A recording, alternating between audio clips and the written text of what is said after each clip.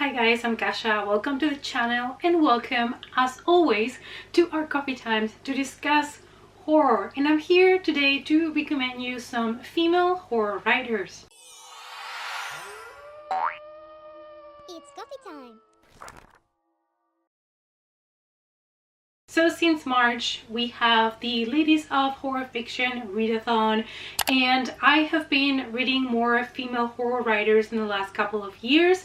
I'm here just to give you a couple of recommendations, see where you can start, see what kind of options there's out there, because I believe that we need more female horror writers. Talking about female creators, I just watched the other night the movie Fresh by a female director, and it was her first full-length film. And I gotta tell you, I was not ready for it.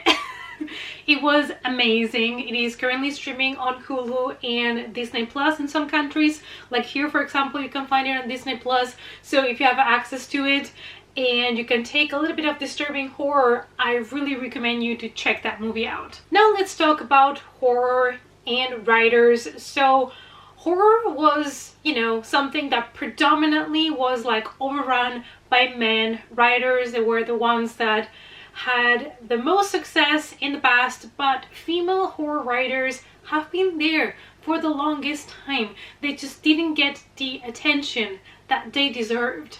In the recent years, women have been conquering horror, and we have been seeing more and more female horror writers that are starting their careers now, and I am just so excited and so pumped for it.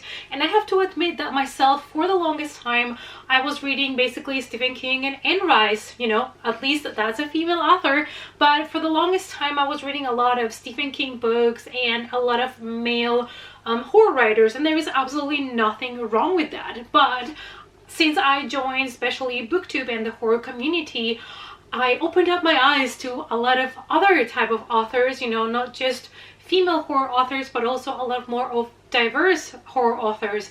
And my goal is to expand a little bit more my horizons, even though I do have favorites. I have to admit, you guys know I love Richard Lehman and Stephen King and other male authors, but I have been trying to incorporate more female and diverse horror authors into my TBR piles. And let's start today by acknowledging women like Mary Shelley that wrote Frankenstein when she was just a young girl and basically just proved wrong her boyfriend and the bullies of friends, and she really was somebody that just got back at them by creating this amazing book. If you have not watched the movie, I thought it was alright. It was not my favorite, but it kind of tells you a little bit the story of how she got to write Frankenstein. We also have, of course, The Haunting of Hill House by Shirley Jackson, who is another one of those horror writers that has been there for the longest time and whose works are still being filmed today. We still got that adaptation by Mike Flanagan, whom we love, in Mike Flanagan we trust. It's been made into a movie, so this is another author that it is considered a classic horror author. Obviously, we also have Anne Rice that sadly passed away not long ago, and she is, I believe, the first ever female horror author that I read, because when I was young I did read Interview with a Vampire, and I do recommend you to check out her vampire books, her vampire series. They're all just so well written. The way that she could create these characters and just bring them to life. Her books were so addictive. So if you love vampires and you've never read Anne Rice, I don't know what you're waiting for, because she's the queen of vampires. Now let's talk about 6 female horror authors that are a little bit more well known in the community. The first one is Lauren Beukes, and I'm going to say you should start with her book Broken Monsters. She is a South African horror writer, and it is quite well known in the community. The way that she writes her stories, this is definitely the type of horror that is going to leave you a little bit unsettled and disturbed, and she has very fast-paced writing and really intelligent plots. So it's been one of those that people have been really enjoying. Another one of her most known works is The Shining Girls. In Broken Monsters, we follow a detective that has been called to the scene of a crime But when she gets there, she was not ready for what she saw. She sees the body of a dead boy, but not just that, the lower half of the boy has been replaced with the lower half of the body of a deer. And not only that, because that is already a disturbing sight, but more dead bodies like that start appearing. Jennifer McMahon, and where to start with her books, I would personally recommend you to check out The Winter People. And her type of horror is not this visceral, bloody horror. Her horror is more about atmosphere, and it's books that will actually make you check all your windows indoors to see if everything is closed. The Winter People is such an atmospheric story about ghosts, and it takes place at an isolated, really cold place, and it follows 3 different women, and we follow the story from the different perspectives, all to solve a mystery. So it's kind of like a ghost story slash murder mystery. It is really, really well written. I really enjoyed it, and this is one that I would recommend you guys to check out when winter comes around again, because now it's getting sunny, and I feel like a lot of the atmosphere would get lost if you check it out right now. I feel like this book is also perfect for people that love horror, exploring grief, and what you would be willing to do in order to see your loved ones again after they have already passed. Gina Wollsdorf, and I would tell you to start with Security, which was her debut novel and that I read a couple years ago, and I absolutely loved, because this book was not just a fun, bloody slasher, but it was also a psychological horror, and it combined horror with technology, because you get to see a lot of the horror scenes through cameras. So we are in this hotel that it's about to open its doors, and it is a hotel that is supposed to be like the newest. And basically, before the big opening, some of the workers are still, you know, finishing up the last touches inside when they get trapped with a killer that is coming for them one by one. This was just such a unique novel. It is not too long, and a lot of scenes, like I said, you're seeing them from the perspective of the cameras, and I thought it was amazing. So in case that you love also horror combined with some technology, I would say that this one is a perfect pick for you. Cannot Brief 2, and I would tell you by this author you should start probably with My Soul to Keep, because it is the #1 book on the African Immortal series, which it is a tale that does involve vampires, but it is not your typical tale of vampires. Dawit is a 500-year-old vampire, and he has had many wives, but Jessica, his current love interest, she's special, she's different, and Jessica's family, needless to say, doesn't like this guy, because they have the feeling that he's pushing Jessica to basically isolate herself, and he wants Jessica to leave everything behind and just be home and focus on him. And of course, you know, the family is not gonna like that. Who likes that? Nobody likes that. So anyways, this is going to be perfect for you if you're looking for a really different take on vampires. I think from this author, the strongest suit that they have is the writing, and how they managed to create a great atmosphere with the writing and to give us a vampire tale a little bit different. Let's go to Alma Katsu, and I would recommend you to start with The Hunger.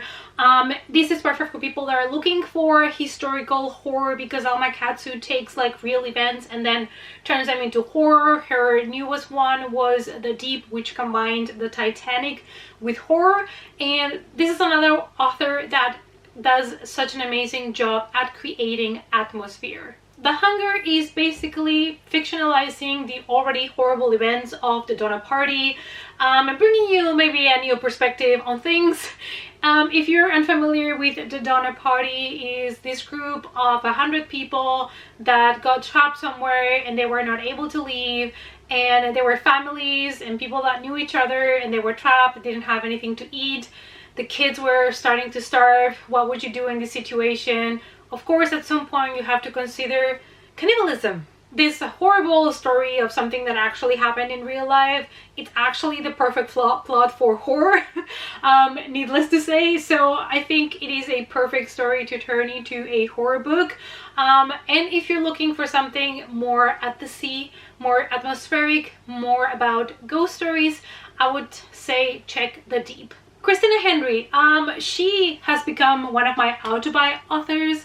I read her book Alice some time ago, which is the first one that I would recommend you guys to pick up because it's the first one that I read and made me fall in love with her, because it was just such a disturbing, horrifying reimagining of Alice in Wonderland. It was just so unique and so dark, and I absolutely loved it. She also has, I think, a retelling on Peter Pan called The Lost Boy, I believe. She has The Mermaid, and she also has Near the Bone, which is one of her latest horror thrillers, and she also just released The Horseman, which is a retelling on Sleepy Hollow. So as you can see, she's kind of taking your typical fairy tales and she's turning them into something disturbing and really dark, which I absolutely love. And when she wrote something different like Near the Bone, I was totally there for it. It's also another book about monsters that are mostly human. So needless to say, an out-of-buy author for me. And if you like retellings of fantasy fairy tales but you like them dark, you really need to get to read Christina Henry. Fun fact, the name Christina Henry has a different meaning. Basically, her real name is Tina, and then she combined that with her husband's name, which is Chris, and her kid's name, which is Henry. So you have Christina Henry.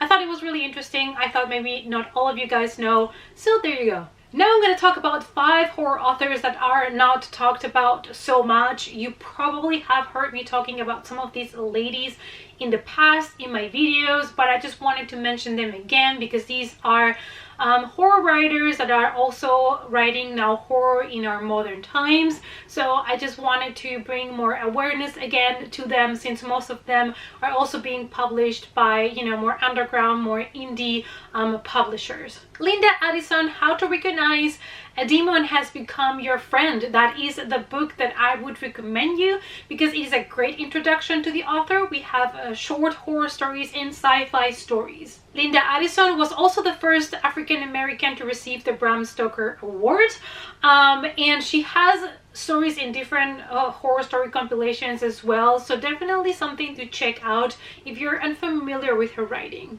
S.H. Cooper, where I will tell you to start, I would say The Festering Ones, which is a cosmic horror novella that I absolutely loved.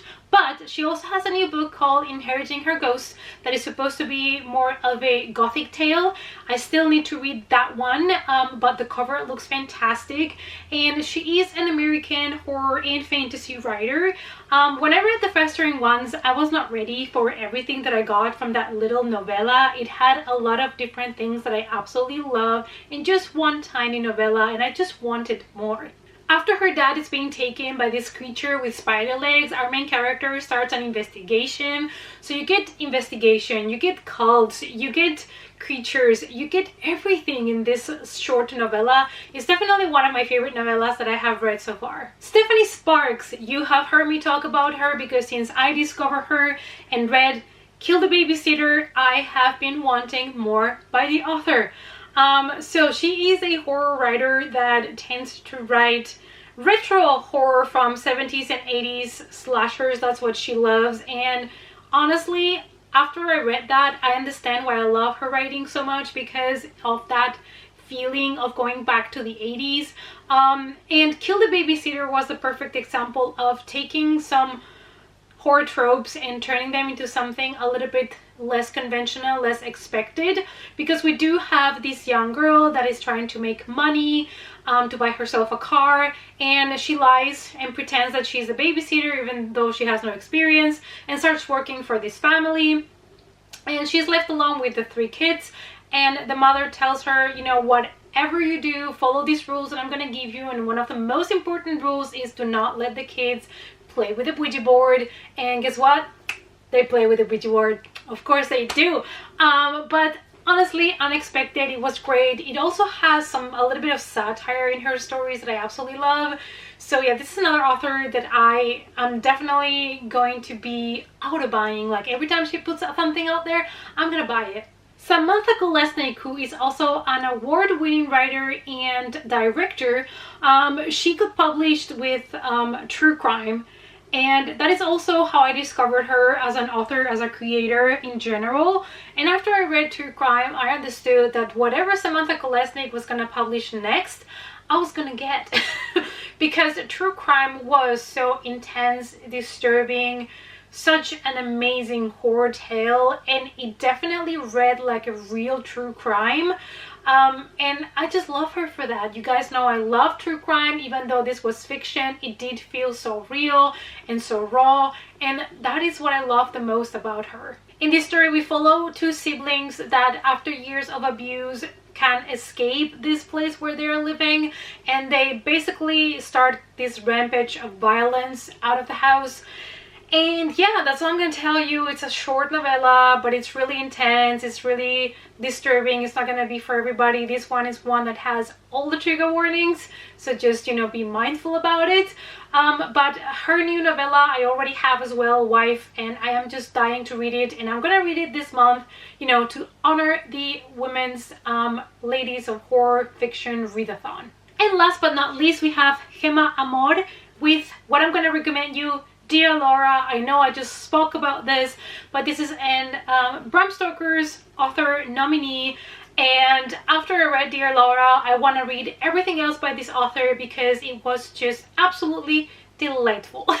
It was a mix between mystery thriller and a true crime story, and even though it was a novella, I just got so much out of it, and I absolutely love the author's writing and the way that she has to tell a story that kept me going and going. I just needed to know more. We follow this woman that for her birthday she gets these letters by a stranger that is telling her that she has to do XYZ for him if she wants to see her friend again, a friend that disappeared years ago. And the things that this guy is asking her to do get more and more disturbing with time. So that's all I'm gonna tell you, but I absolutely loved it and definitely want to pick up more things by the author. Alright you guys, so this is everything that I wanted to recommend you. The sun has been bothering me all the time while I was trying to record this video, so hopefully the light has not been too awful throughout the video.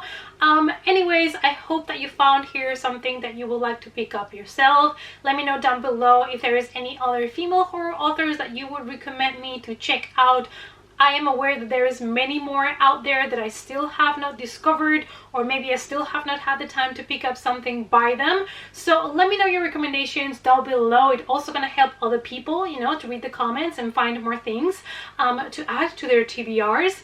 And yeah, I hope you enjoyed it. Please give the video a big thumbs up for support, and I hope to see you all guys, as always, in our next coffee time. Bye!